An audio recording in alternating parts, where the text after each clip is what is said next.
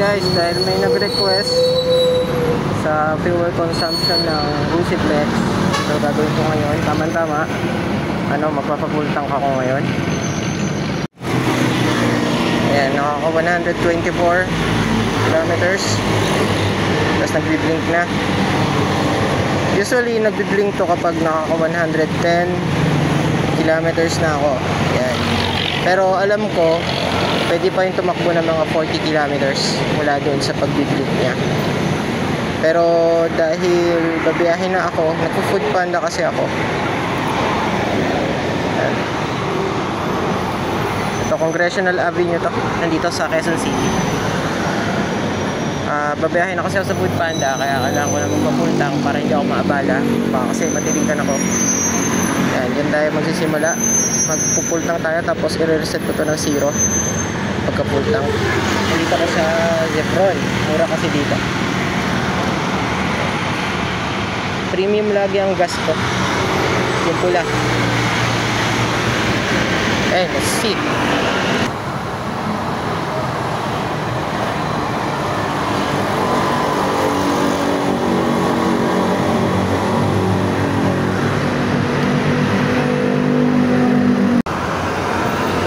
Ayan, full tank na, 124 kilometers pa rin, di ba? Full tank na yan, ano yan, nag-full yan.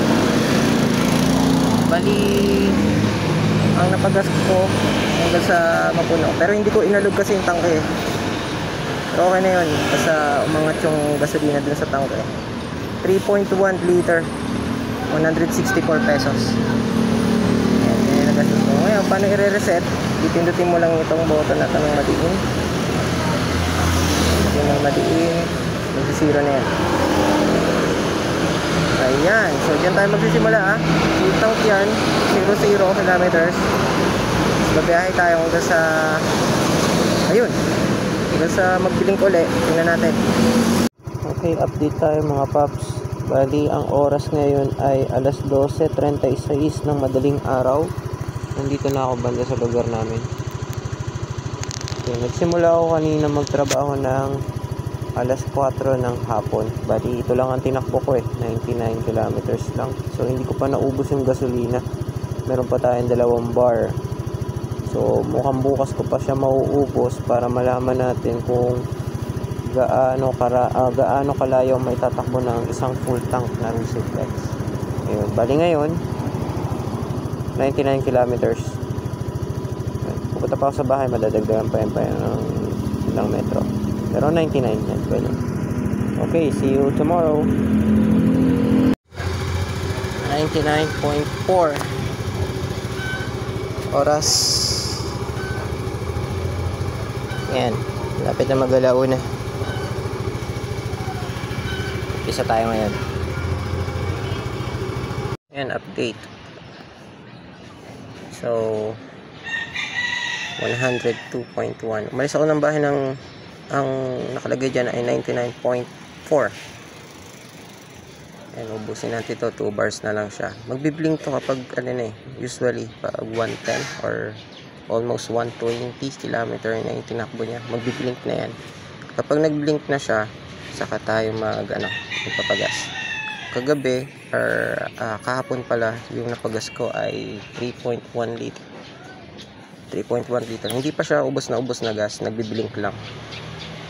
Tapos nagpagas ako ng full tank, 3.1 liter yung napagas natin. So yun, doon tayo depende.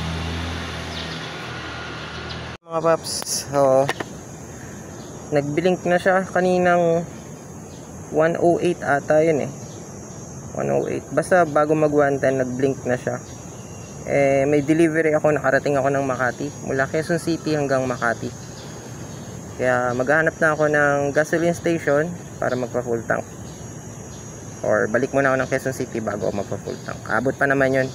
Kasi kapag nagsimula yung mag-blink, nakakatakbo pa to ng mga 40 to 50 kilometers. Pero dapat tuloy-tuloy, huwag traffic. Okay, update ko kayo ulit mamaya para malaman na natin yung fuel consumption talaga ng Rusiflex na gamit ko Okay, nandito na ulit tayo sa Chevron. Galing tayo Makati. Tingnan nyo. Pagbabago. 135.9 kilometer. Tapos sobrang traffic pa dun. Grabe. Ubus oras ko dun ah. Anong oras na? 3:21.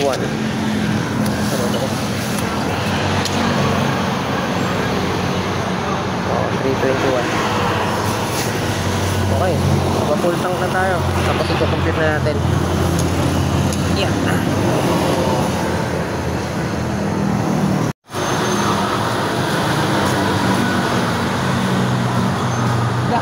Nagdagan ko na lang ha. Nasit ko sa isang daan eh. Ha? Nagdagan ko na lang. Nasit ko sa isang daan. Ano ibig mo sabihin? Eh, dagdagan ko na lang. Nadagdagan? Oo, kasi nasit ko sa isang daan. Balay-balay isang daan na yung karga. Ah, okay, okay. Sandaan na yung karga. Ah, kasi naset mo sa 100.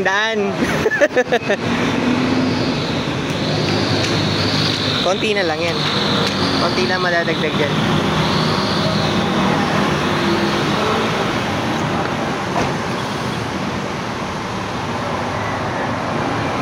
Labas ha.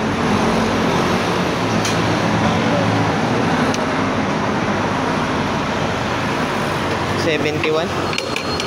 171.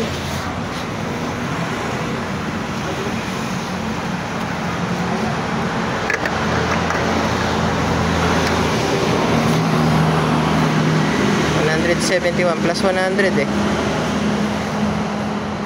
Okay. Okay, nakapagpagas na tayo. Ito yung resibo. Ito yung 100. Ito yung 71. So, napagas natin yung 1.3 saka 1.9. Pag-plus lang natin yun. Yun yung nakarga natin kung ilang litro. Tapos yung total niyan nandito na yan 1.9 plus 1.3 i-divide mo yan dun sa tinakbo mo.